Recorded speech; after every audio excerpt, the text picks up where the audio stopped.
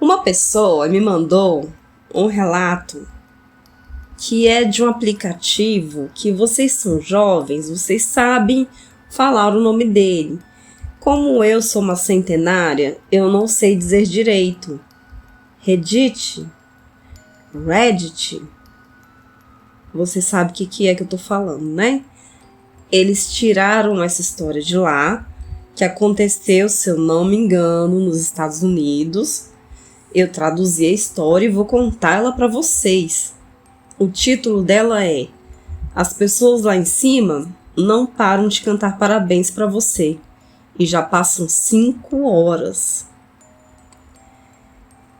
Normalmente não trabalho aos domingos, mas precisava de um dinheiro extra. Então peguei um turno cedo. Cheguei em casa por volta das 14 horas. Eu moro neste prédio. Meu apartamento fica no primeiro andar, junto com outro que pertence a um cara que raramente está em casa. Tem a casa da senhora Hogg no térreo e no segundo andar tem outros 2 apartamentos. Um casal de idosos e o outro de uma família que não vejo com muita frequência, bem em cima de mim. Às vezes eu ouço as crianças reclamando de manhã por terem que se arrumar para ir para a escola e depois descendo as escadas, pisando duro, como se estivessem irritadas. Às vezes eu ouço vozes baixas e pratos batendo, mas depois das 22 horas, geralmente, tudo fica muito silencioso. Cheguei à porta do meu apartamento e, enquanto procurava as chaves na bolsa, ouvi vozes vindo desse apartamento de cima. Eram vozes baixas e um pouco tensas, enfatizando as palavras e misturando-as. Não conseguia entender direito o que diziam, mas pareciam estar falando de algo muito importante. Agora lembre-se de que eu nunca tinha visto essas pessoas antes. Presumi que fosse uma família, porque eu ouvi as crianças e os sons que geralmente atribuo a uma casa de família. Não é como se eu os tivesse conhecido pessoalmente, eu apenas presumi. Enfim, como eu disse, finalmente peguei minhas chaves e destranquei a porta. No entanto, não entrei imediatamente depois de abri-la. Não sei por que deixei de abrir e fiquei ali ouvindo por mais uns 2 segundos, mas eu estou um pouco feliz por ter feito isso. No momento em que a porta foi ouvida, as vozes lá em cima pararam completamente, como se estivessem ouvindo agora. Fiquei imóvel. Todos nós observamos o silêncio por um tempo. Ouvi passos singulares na escada acima. Foi então que minhas costas gelaram e meus músculos ficaram tensos, por algum motivo. Senti uma vontade repentina de entrar e fechar a porta atrás de mim, o que eu fiz. Depois comecei a guardar algumas compras na geladeira e a fazer algumas tarefas pela casa.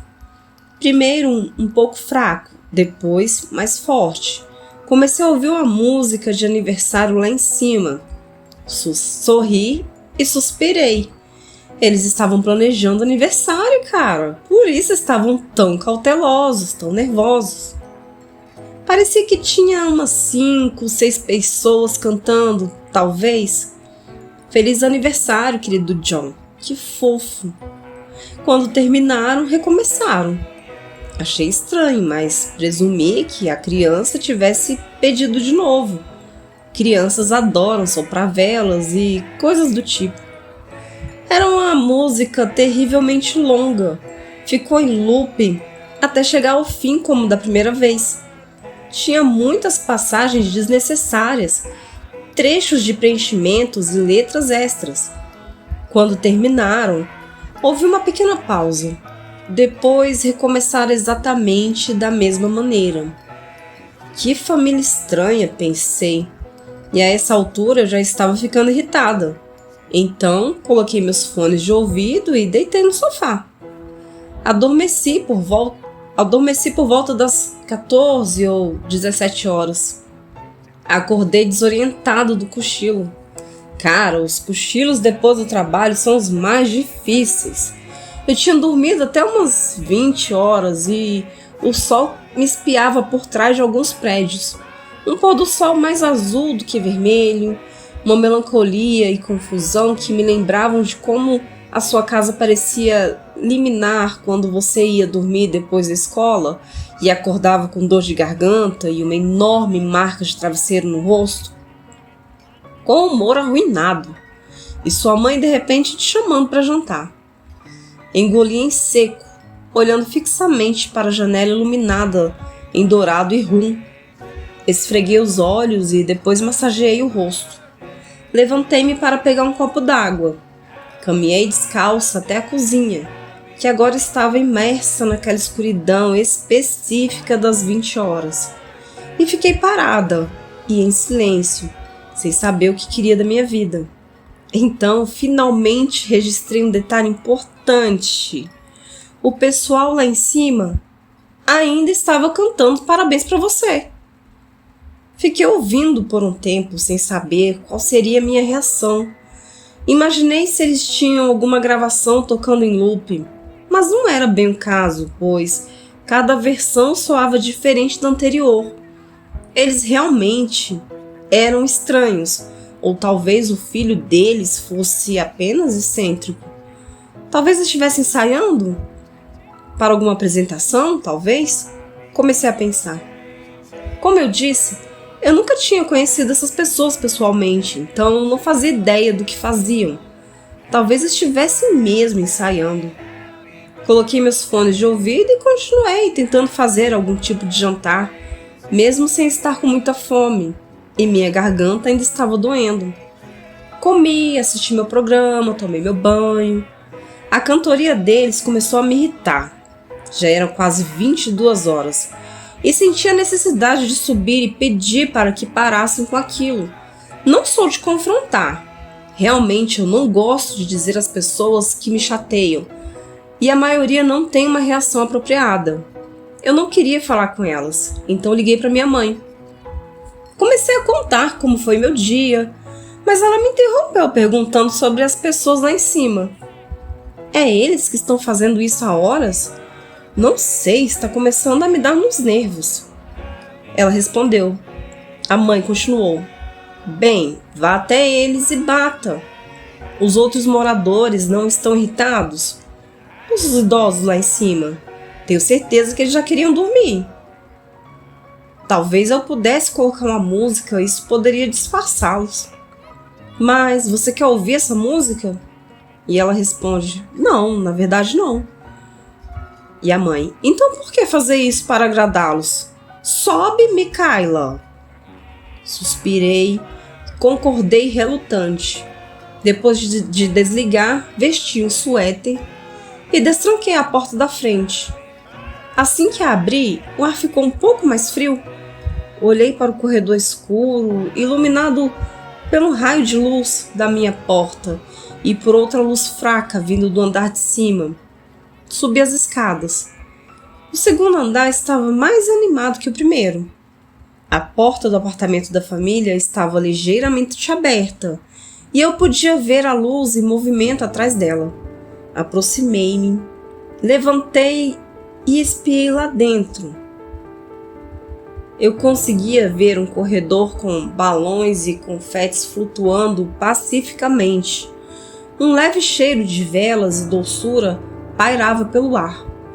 Eu não queria incomodar muito, então eu tentei ser discreta, enquanto silenciosa e quase imperceptivelmente empurrava a porta um pouco mais. O pequeno corredor dava lugar a uma sala de jantar.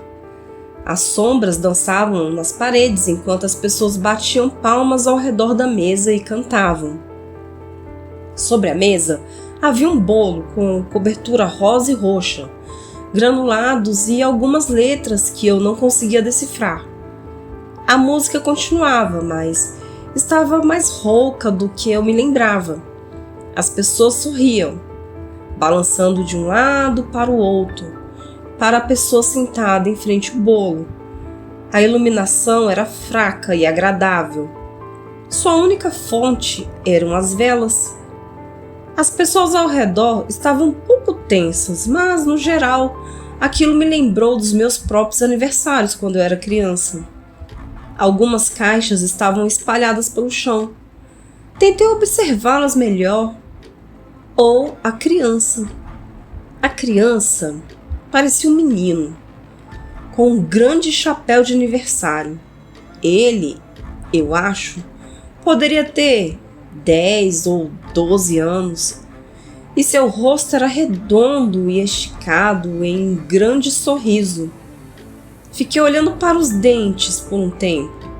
Não sei o que me levou a fazer essa observação, mas ele tinha dentes permanentes que estavam podres e amarelos, saindo da boca em direções anormais. Seus olhos estavam arregalados e vermelhos, como se ele tivesse chorado por um tempo. Não me lembro de vê-lo piscar nos minutos que observei. Pareceram horas. Ele parecia realmente abalado e tenso. Eu nunca tinha visto uma criança assim antes.